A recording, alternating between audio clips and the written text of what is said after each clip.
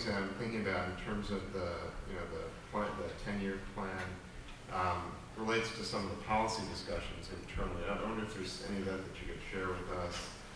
And I'm particularly interested in a policy discussion about the idea, and this may have been a few years ago, of going from all supportive housing to housing that is affordable, that has mixed components, including some aspects of supportive housing built into it.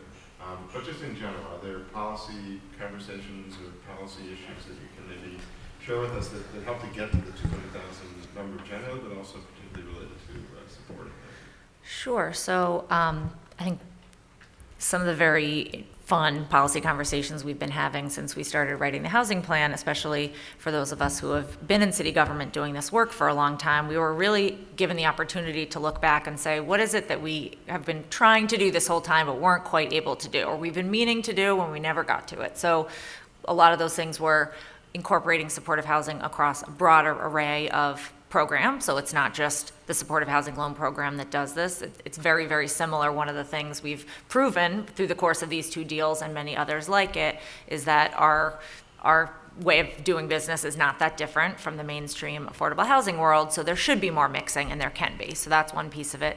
Mixed use buildings in particular is a challenge that we haven't quite figured out. It's been a tough nut to crack for us. We hear from communities a lot that, what if, can't we put a daycare center on the first floor? We were really expecting retail along Webster Avenue, things like that. That's been a bigger challenge in the supportive housing world, and it's something that the plan addresses directly, trying to create some incentives for more mixed use buildings so that we're not each in our silo of, I only fund supportive housing and they only fund affordable, and this third one only funds commercial. So there's a new program at the state level through HCR that supports commercial financing in affordable housing projects. That's been incredibly helpful to us. So yeah, there's been a lot of those exciting policy discussions happening. Great. On the one slide that you presented, it was actually your second last slide, and talking about the financing models. One of the, under the HPD special needs housing, you listed 9% credit with conventional and the supportive housing loan program. Just wondering if you could maybe say a few words about how that's going to be underwritten. I know that the deals that had 9% credits and supportive housing loan program, those deals generally don't afford any meaningful conventional debt. I'm just wondering how you anticipate looking at that to be able to use conventional debt.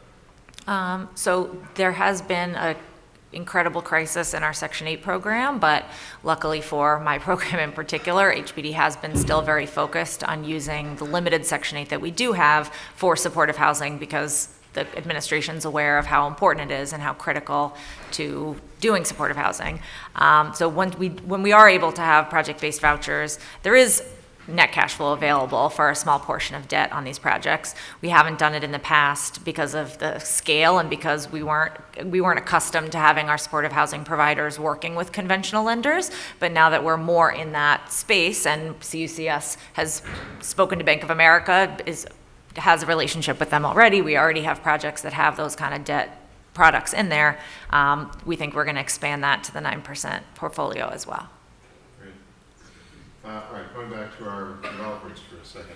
The one thing that struck me, and you both have said a little bit about this, was sort of the idea of partnering up.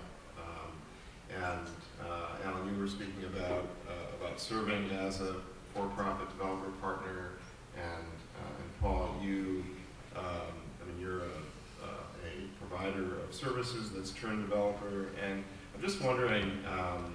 In the context of partnering up, particularly as in the context of a nonprofit, what are some of the concerns that the nonprofit partner faces? Some of the board discussions that may go on in terms of convincing a board to participate if there are guarantee obligations, and how you convey those messages that sort of dance on the head of a pin, where you, on the one hand, you want to be truthful and forthright about what the exposure is. On the other hand, you don't want to scare them away and say, no, we don't want to do this deal. So maybe you could just both address how you've dealt with that, both in your role as the for-profit developer and in your role as the non-profit developer. Lead off? Well, actually, we actually walked away from one deal precisely because of this, that one nonprofit had a hard time, very, very hard time with their board getting a handle on really what it means to be a partner. I mean, it was a group that had only developed one building, and that was a 202. And they, at the end of the day, actually, their board really could not get their hands around what this level of risk really meant to them long term. I don't know. I mean, sometimes it's not a good match.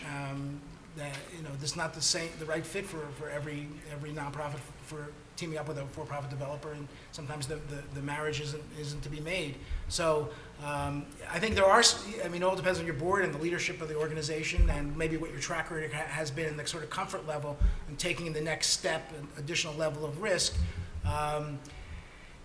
Some want to, and some are really so uncomfortable about it that they would, they just say no at the end of the day. I don't know what else to say.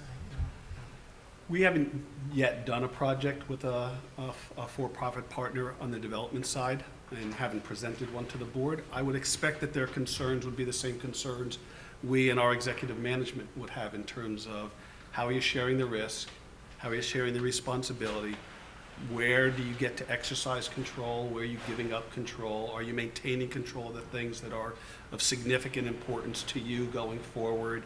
The whole owner, who owns the building, the project at the end of the day. Those are all the considerations that we would have and that I would expect our board has. For CUCS, we've got a history of doing partnerships in a lot of different areas. So our board is very familiar with us working collaboratively with lots of organizations on different projects. So they would be open to that. And the whole idea of sharing risk would probably be something that would be well received as opposed to something that they would look askance at. But they would want to make sure that at the end of the day, what's coming out of the partnership is something that fits and aligns with CUCS's mission, goals, and objectives. And if it did that and it made sense financially, I would expect that we'd get a lot of support.